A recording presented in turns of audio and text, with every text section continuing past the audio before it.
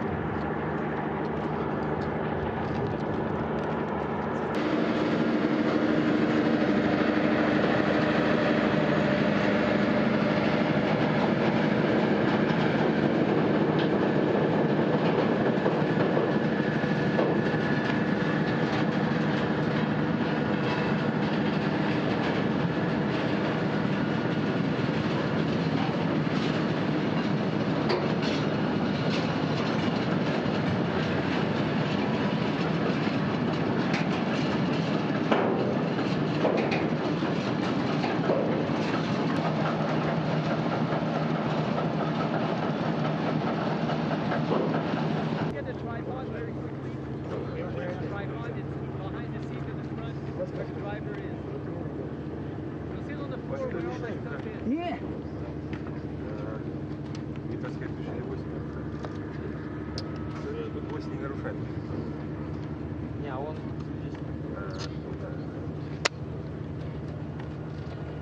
Том, вы где были?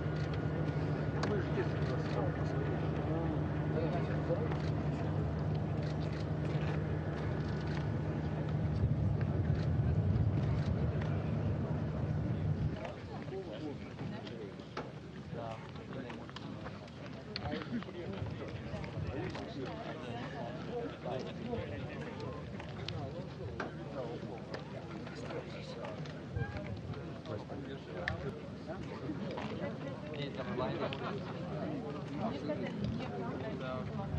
А, да?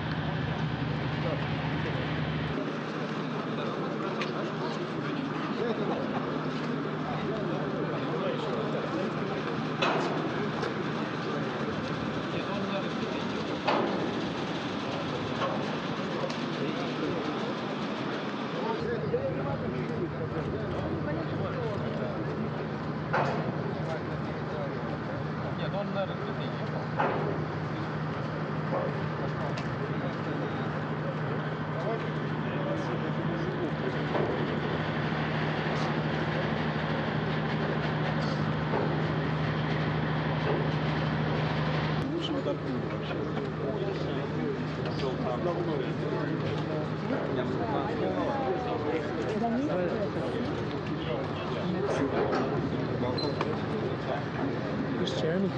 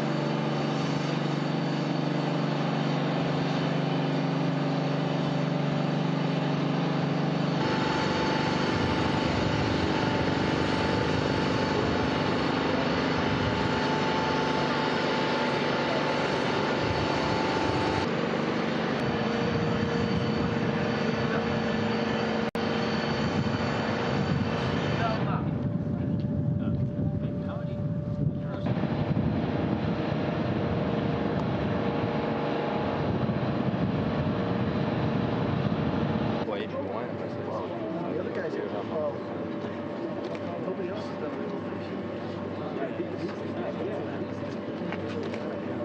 Gotta be discreet. As soon as Michael figures out exactly what the options are, he's gonna want to leave too.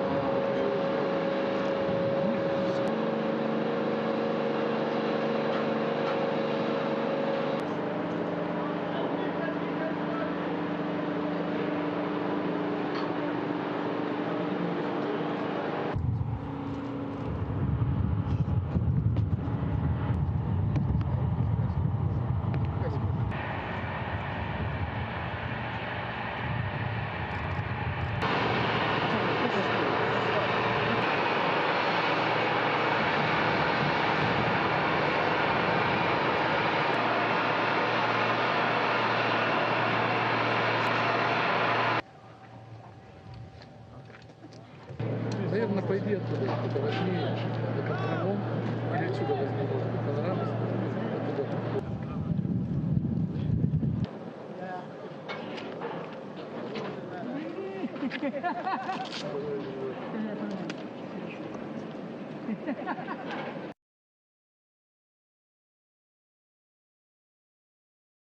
Peggy Whitson, Chief of the Astronaut Office. Peggy, 12 years ago today, the Zvezda service module was launched from a launch pad several miles from where we're standing at this moment. That began the most serious aspect of the assembly of the space station. In a few days, launch of the next crew to perpetuate the work up there. Your thoughts on how far we've come over the past 12 years from service module launch to the upcoming launch of Sunny and Aki and Yuri? Well, it's actually huge, the number of accomplishments that have occurred over that time frame. Building the structure of the International Space Station is hard to even describe and understand, but you know, to have so many modules the sizes of school buses connected together on orbit, and truss assemblies longer than a football field, and solar arrays 239 feet each, and 4 pair. It's just an amazing feat that all of this has been constructed on orbit. And now that we have all these laboratories up there, we're continuing the next phase of exploration with scientific exploration, looking at various different physical and biological sciences on board the International Space Station.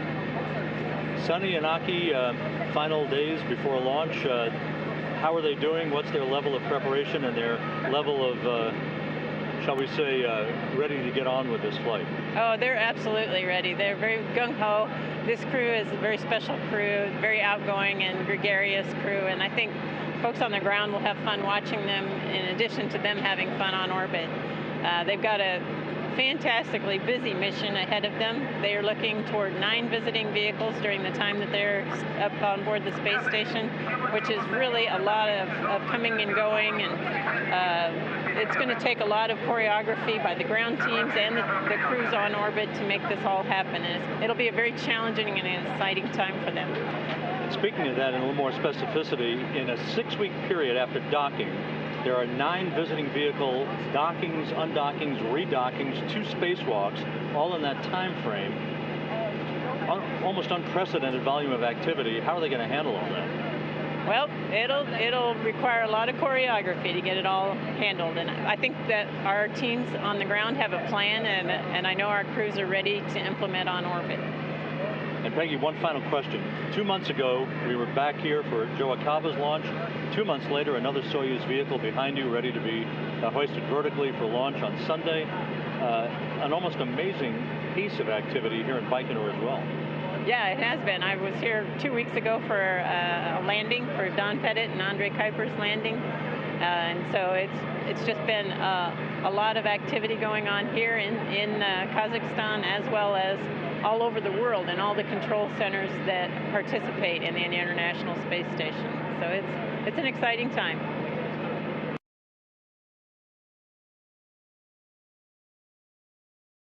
Janet Kavandi, Director of Flight Crew Operations at the Johnson Space Center. Janet, scarcely 2 months after Joe Akaba launched to the International Space Station, another Soyuz on the pad behind you.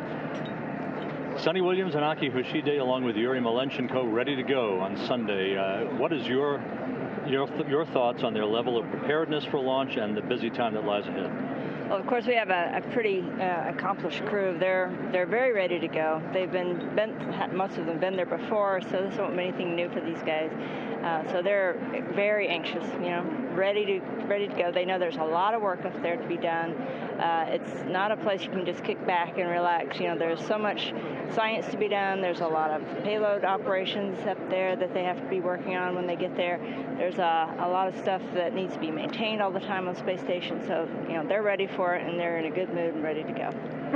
In the particular case of this crew, they hit the ground running literally at the moment of hatch opening. Right. From the time of launch until the beginning of August, 9 visiting vehicle operations, dockings, undockings, redockings, plus 2 EVAs at the end of August, all this within about a 6-week period.